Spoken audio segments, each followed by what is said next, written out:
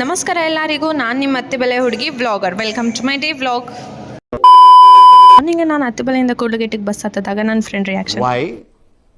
Y I don't understand. Video ಮಾಡ್ತಿದ್ದೀನಿ ಅಂತ ನನ್ನ ಫ್ರೆಂಡ್ ರಿಯಾಕ್ಷನ್ ಇತ್ತು. ಸೊ ಫೈನಲಿ ನಾನು ಕೂಡ್ಲುಗೇಟಿಗೆ ಬಂದೆ. ಸೊ ಕೂಡ್ಲುಗೇಟಿಗೆ ಬಂದಿದ ತಕ್ಷಣ ದೇವಸ್ಥಾನಕ್ಕೆ ಹೋಗ್ಬಿಟ್ಟು ದೇವ್ರೆ, ಈ ವರ್ಷ ಆದ್ರೂ ಒಂದ್ ಗೌರ್ಮೆಂಟ್ ಕೆಲಸ ಕೊಡ್ಸು. ಬರೀ ಕೈಯಲ್ಲಿ ಬಂದಿದೆಯಲ್ಲ ಭಕ್ತ, ಕಾಯಿ ಬಾಳೆಹಣ್ಣು ತಂದೆ ಇಲ್ಲ.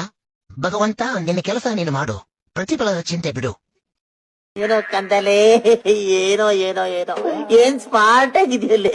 ಆಫ್ರಿಕಾದಿಂದ ನಡ್ಕೊಂಡೇ ಬಂದ್ಬಿಟ್ಟಿಯೇನೋ.